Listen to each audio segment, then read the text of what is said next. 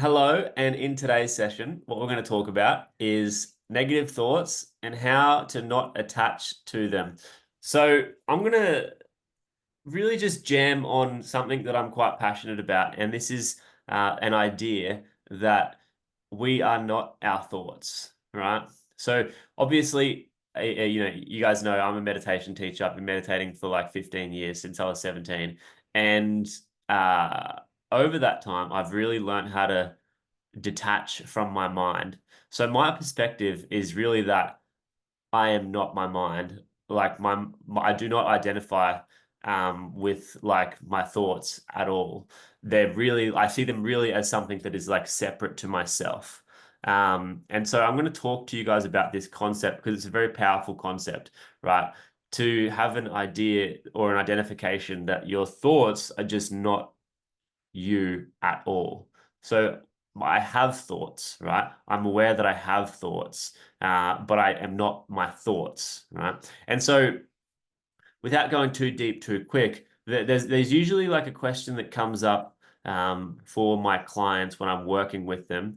And people come to me because they have anxiety, they're overthinking, negative self-talk, self-judgment, all this kind of stuff. And one of the main things I get people to do in the beginning is I teach them meditation. I get them to start meditating.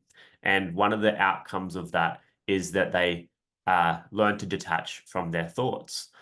And one of the questions that I get asked once people detach from their thoughts is, well, if I'm not my mind, what am I? Or if I'm not my thoughts, what am I? Right?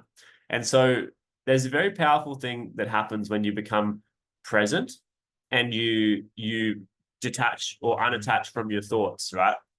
You become just this present awareness.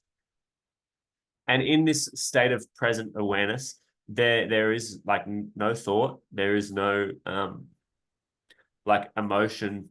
Thoughts and emotions come and go, right? They become these transient things that just come and go. And so you don't need to like cling on to them or attach to them because they're not even really you. What you are is a state of pure present awareness. And now for most people, that is a foreign concept, right? Um, but that's really how I see the world. And this doesn't mean that I'm perfectly sitting in pure awareness all the time. I'm perfectly present and aware at all times. I'm perfectly detached from my thoughts and emotions at all times. I'm not, right? I'm not perfect like that. But that's my deeper understanding that I'm always just referencing back to, right? And so for you guys to, if you want to overcome your negative self-talk and detach from your thoughts and not be so consumed by your thinking, then my recommendation for you is to practice being present more, right? So in your meditation practice, right, it's like sitting there in silence and really, what you're doing in your meditation practice or in your mindfulness practice is just really starting to develop this awareness that your thoughts are just transient. They just come and go. So whether it's a negative thought or even a positive thought, we don't want to attach to it too much. So obviously, if you're watching this, you might not you might want to overcome your negative self-talk, right? So you don't want to have the negative thoughts. But my recommendation for you is also to not be too attached to positive thoughts either, right? Because if you're too attached to a positive thought and you're trying to avoid the negative thoughts, you're not doing it properly, right? You're not getting it. Um, because that's just a personal preference then. You want the positive thoughts and you don't want the negative thoughts. And so you're attaching to the positive thoughts and you're trying to detach from the negative thoughts. That's actually not how to do it, right? You've got to detach from everything, detach from all of your positive thoughts and detach from all of your negative thoughts. Because you got to realize that these thoughts are just they're transient. They're coming, they're going, they're coming, they're going. Sometimes you feel happy, sometimes you feel sad, right? And sometimes you're having good thoughts, sometimes you're having bad thoughts. So you've really got to just start to completely detach from all thought. And not have a preference of like, oh, I'm feeling good today, or I'm feeling bad today, or I'm feeling bad, I want to feel good, right? Because that defeats the purpose of it. You're missing the point, right? And so this is really like secrets from the deep meditation vault, right? It's not about trying to be a positive thinker. And I know we do in the community, right? I'm always asking people to share their wins and what went well for you and what are the positive things, and that's great. It's good to program your mind towards that. However, I want you guys to understand that there is a deeper level of like detachment where you don't mind how things go. Could go good, could go bad. It doesn't really matter, right? I'm not attached to my thoughts. I'm not attached to my feelings. I'm not attached to the experiences that I'm having.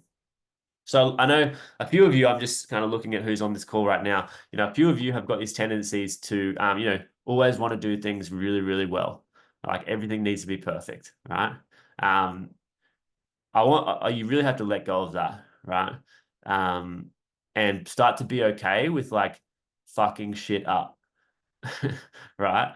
Or failing, because you will fail. It's impossible that you won't. Like you will fuck it up from time to time, right? You will make mistakes, and this idea of being perfect all the time, it's a very, very hard thing to achieve, right? Um, the closest thing to perfection, yeah, I believe, is understanding that it's all perfect anyway. All of the good is perfect. All of the bad is perfect, right? So sometimes, and I've said this before, I'll say perfect doesn't exist, or there's no such thing as being perfect, right? But I actually do believe that there is something bit about like I do believe that perfect exists, right? But the perfect for me is not I'm doing things right all the time. Perfect for me is a total acceptance of everything as it is. That's perfection. Perfection for me means accepting everything completely and totally as it is. So all of the good, all of the bad, all of it, everything that happens in the world or in your own mind that's good and bad, all of that, it's perfect. That's the idea of perfect, right? So from a spiritual level, let's say God created the world, right? Not God in a religious sense, but just some God, some divine creator, some infinite intelligence has created the world, right? And let's just use the word God for that right now. God's created the world. If God is perfect, then how could he, she, they, whatever, create an imperfect world, right? The idea is that, there's imperfection in the world. You can develop a mindset where you think that there's this everything is perfect as it is, right? And that is a liberating mindset. And what's hard for people to grasp with that is that your ego has its preferences, right? You think murder is bad, right? Rape is bad. All of the things that genocide is bad. And of course, those things are bad, right? But they happen nonetheless, right? And so this is the tricky part. And I often find, this is a very sticky point of contention for people. But I would argue that if you think from the perspective of Jesus, for example, just using his avatar as an example, what was his message, right? It was a complete forgiveness of everyone. He allowed himself to be nailed to the cross. Well, that's how the story goes, right? Like people wanted to kill him, and they did, and he just abided by it. And he was like, okay, okay. Like, and he basically said, like, well, this is a message I'm sending out to everyone of the level of forgiveness and love that you need to have. Love thy enemy, right? And that was the message, right? So, um, and this is supposed to be, the story goes, the son of God, like this enlightened kind of guy. I just think he was probably just some super enlightened dude. I don't necessarily think he was like the son of God any more than all of us are already the sons of kind of, God, in the sense that we are creation. We are the creation of God in the same way that Jesus was. And I think that was the message from Jesus anyway. Right? It's like you guys are all, you can all have this as well, which is like the way I was interpreting that is like this level of enlightenment, right? Now, obviously, we're not all like Jesus. Like he was crazy, right? He was like literally got nailed to the cross or literally sacrificed himself just to show people about how much love you need to have in the world. Now, I'm going deep into the the trenches of this story right now, but you get the point that I'm trying to make, right? His mindset was perfect. Like his mindset was that everything is perfect, and you have to love your enemy, and you have to love your neighbor, and you have to forgive, and you have to go and eat dinner with the lepers, and there's no there's it's all part of God's perfect creation, and all we need to do is align ourselves with that mentality, right? Of total love and forgiveness, and this is the kind of point that I'm getting at, right? Because when you can learn to detach from your ideas about what's good and what's bad, so bringing it back to the negative self-talk, you're like, how did we get here? I thought we were talking about negative self-talk. When you bring it back to this idea that, the ideas that you have in your head, your negative self-talk, you think it's bad right now. And that's why you struggle with it, because you think the thoughts that I'm having in my head are bad. And if they're bad, that means that I'm bad, right? But if you can change the perspective and just go, the thoughts that I'm having in my head are just thoughts that I'm having in my head. And, I'm okay with whatever that is because I know that I'm not that. What I am is a loving awareness. Ram Dass, right? If you ever heard of Ram Dass, he wrote this cool book here called Be Here Now, right? He's another spiritual teacher, not quite like Jesus, but still on that same kind of on that same shit, right? He says, "Be here now," and his mantra, one of the mantras that he offered people is, "I am loving awareness." The I am loving awareness, and that was just your mantra. I am loving awareness. I am loving awareness. I am loving awareness, right? So you see, before I spoke about this piece with meditation, you get to this place of just pure awareness, right? You're just presently aware of everything as it is. And if you can be in that place and be loving at the same time, I am just this loving awareness. And so everything that comes into my awareness, I'm loving, right? Everything that comes into my awareness, I'm loving. Negative thoughts coming into my awareness, I am loving, right? Positive thoughts coming into my awareness, I am loving. Negative experiences coming into my awareness, I am loving, right? Positive experiences coming into my awareness, I am loving. So to kind of like really just pull it back for you guys and simplify it, we all have awareness. That is what we are. We are awareness. We are not our thoughts and we are not our emotions. We are awareness. And we have things that come into our awareness. We have thoughts that come into our awareness. We have experiences that come into our awareness. We have feelings that come into our awareness. We have people that come into our awareness. We have all of this stuff that comes into our awareness. And if we can just maintain a loving awareness, like an open and loving awareness of everything that happens, as if it's already perfect, that's going to help us, right? As opposed to having like a preferenced awareness, right? Just notice the difference there. Loving awareness and like a preferenced awareness. And what I mean by that is like when you have this idea of a preferenced awareness that I just made up, it's like you prefer it to be this way. It's like a condition, right? It's not unconditional. It's like, no, there's conditions. I can only be happy if it's like this. I can only feel good if it's like this. So you have a preferenced awareness. So if something like negative comes in and you prefer to have the positive thing, you say, "Oh, well, now I'm fucking pissed off because there's a negative thing that came into my awareness and I don't want that. I want the positive thing." And so can you see how that would lead you into a spiral of negative thinking or negative self-talk? Because you go, "Oh no, here's the experience that I had. I don't want that one. I want that one over there." Like a child, you know? So we have to like grow up and mature our self and our ego to go, I'm okay with all of the experiences, right? I'm not going to have a preferenced or conditioned, awareness. I'm going to have an unconditional loving awareness.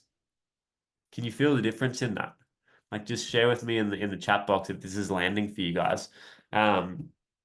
It's powerful, right? So we want to really just get, if you want to overcome your negative self-talk, right, and you want to like learn how to detach from your negative thinking or your overthinking or whatever it is, the key is to realize firstly that you're not your thoughts, and what you really are is awareness. And then from there, you can just go, okay, cool. I'm gonna love everything that comes into my awareness. I'm not going to prefer this experience over this experience. I'm just going to go, whatever experience I'm having, I'm totally okay with it. I actually love it. And that's cool. Right. And it's liberating. That will liberate you. Right. If you can just work on that daily, like not have like just being mindful of like your preferences and instead just choosing to have an unconditional loving awareness, that's going to be very powerful. Like that's how I kind of try to live my life, right? And like I said, I'm not perfect, but I try to just accept everything that happens as perfect. And some days I feel very, very far from perfect, right? But some days I feel like, you know what, I'm actually kind of in the flow with this, and I feel like things are pretty good, right? So you know, I'm not perfect. I don't think humans are perfect. I think that was part of Jesus's message as well, right? He's like, we're not God. Like, I don't think that we are God, but I think that we've like got the spark of that within us, right? And we can experience that, in glimpses. And depending on how far you want to take it, if you want to become like a Jesus dude, right? You can probably go on that adventure if you want to, right? But yeah, it's just a total acceptance and a total loving awareness. So that's pretty much yeah, that's pretty much it. I think that covers it, right? Like that pretty much covers it. Are there any questions about that that you guys might like to ask?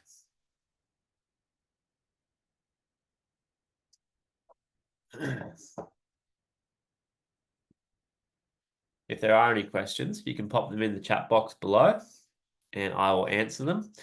Um yeah, I think that's really powerful shit. You guys might have noticed that these School of Consciousness sessions are now only for you guys. So those of you who are here live, these School of Consciousness sessions are purely for you guys in the coaching community. And I'm not going to be running them for the School of Consciousness anymore. It was a separate group and it was kind of taking my focus away. And I don't really want to have two groups. I just want to have one group, which is just my coaching group. So I will continue to put these replays up on YouTube. Um, but for the live sessions, it's just going to be for you guys. So yeah, if anyone's watching this replay and they want to jump into the coaching program, there's details about how to do that underneath the video in YouTube. But other than that, doesn't sound like there's any questions. Powerful session. Rick said powerful shit, bro. And Kylie says acceptance that every thought and everything is okay. Yeah, if you guys can develop that mindset, make that like your intention to over the end of the year. Brion says very powerful. This is why I love meditation. I said at the start of this call, right? Meditation is very, very powerful, right? This spiritual journey that you can go on of like deeply understanding yourself and who you are and what you are, it's powerful. Most people live their lives thinking that they are just like this body and they have thoughts and they have feelings and they have preferences and their ego and they like these things and they don't like these things and they become like really solid in that ego where they're like, no, no, no, I like only this stuff and that stuff over there, it's really bad, right? What I'm inviting for you guys today or sharing for you guys is a higher level of awareness where you kind of get over yourself and yeah, practice a loving awareness of everything that is. And if you can have the courage to like humble your ego enough to do that, well, on the other side of that is a very strong level of peace and calm and actually mastery over you and your life. So that's it for today, guys. Hope you enjoyed, and I'll see you next time. Bye.